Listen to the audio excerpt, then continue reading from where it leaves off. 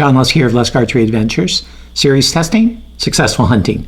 Today I'm going to be testing a head designed specifically for turkeys. And thanks to a buddy of mine, Mike Ottinger, who donated a pack of these heads, I'm able to put them to the test. It's the VPA Turkey Spur. Okay, pretty cool looking broadhead right here. So in just a minute, we're going to check it out, but I'm going to be putting it through all the tests that I'm doing for 2023. And even though it's designed specifically for turkeys, I'm just going to put it through my normal test protocol. And that way you can compare the results with other broadheads and see if it might be a good fit for you.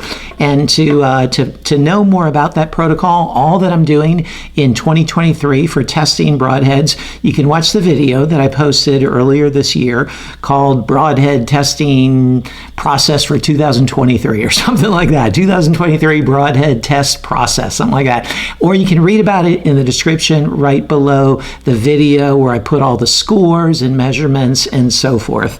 And I'm going to be using my Bowtech CP28 set at 72 pounds. And I'm using Bishop FOC King arrows for most of the shots, but the really hard impact shots, I'm using, let's see where that is, right here. I'm using the Bishop Fad Eliminators because, man, they can really take a beating. So let's zoom on in here and check out this VPA Turkey Spur and then put it to the test. Here's a good look at the head, and man, this is a really cool looking design right here. I've never seen another broadhead like it. It's machined out of a single piece of carbon steel. The cutting diameter at its maximum here is 1 1/8, so pretty standard for a 3-blade broadhead, and that is what it is. It's just a simple 3-blade broadhead with a pyramid tip right here to give it extra durability. And the idea is that this initial tip penetrates really deeply into the animal, and then there's about maybe a fifth or a quarter of an inch of the second blade that's not sharpened. Okay, so it's not sharpened for about a fifth of an inch there all the way around, and that's just to give it some knockdown power in releasing or transferring the energy that's built up from the momentum into the animal, and then 2, to slow down, to decelerate the speed to slow down the penetration, so the bird really feels the full impact of the arrow. And then it's sharpened again right here on these ends. So interesting design. I'm eager to put it to the test and see how it performs.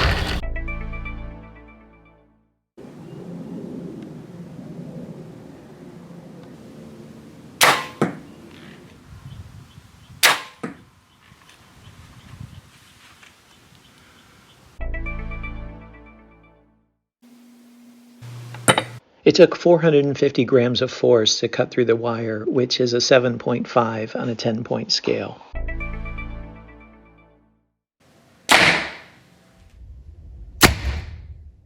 It penetrated 7.5 inches.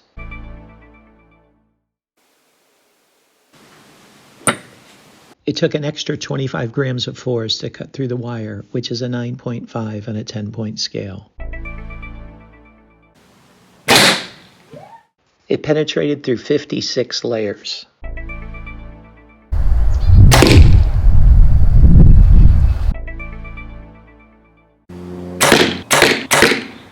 It's in excellent condition after going through the MDF 3 times.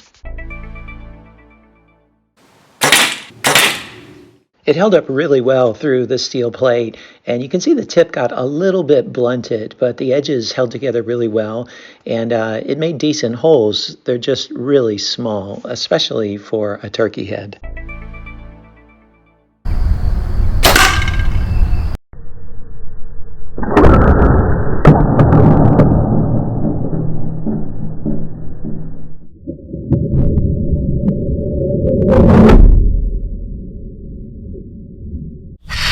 Here it is after all the durability tests, going through the MDF 3 times, the steel plate 2 times, and then sticking into the concrete. And man, this entire tip went into the concrete. That was some deep penetration in that cinder block. And this cinder block was a tough cinder block. It was tougher than the other ones that I've been using here recently in Texas. But it held together fairly well through all of that. I mean, the edge still stayed, relatively sharp. Got a bit of tip curl from the steel plate. And then there's a little bit of a wobble to it, as you can see there. This ferrule gets pretty narrow and it's really long. And so something in there caused it just to get a little bit off center, just a bit there. So what'd you think of this Broadhead? I tell you what, it performed really well in all the testing. I mean, the flight was good, the penetration was good, the durability was good. There's, a lot of good strengths to it. But when it comes to really choosing a Broadhead for a specific animal, like in this case, turkey, I'll be honest, I don't really get it. I understand the design, but it doesn't really add that much more lethality for turkey over any 3-blade 1 1/8 inch cut, like a Montec or something like that. I mean, a little bit more knockdown power with those extra blunted blades in the back.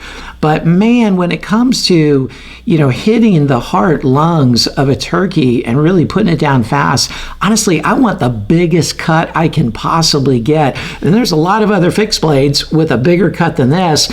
And then there's a lot of mechanicals and hybrids with a much bigger cut than this. So if you like using these and they work good for you, awesome. Okay, more power to you.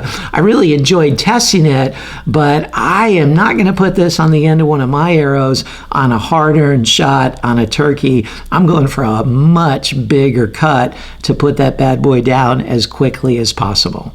But you check out the score sheet and see how it performed in the areas that matter to you the most and see if it might be a good fit for you. So I've got 2 scores for this head. The actual raw score that it got was 79.44, which is 7 golden arrows. But as a turkey head, which is what it's designed and marketed for, I gave it a generous 5 golden arrows.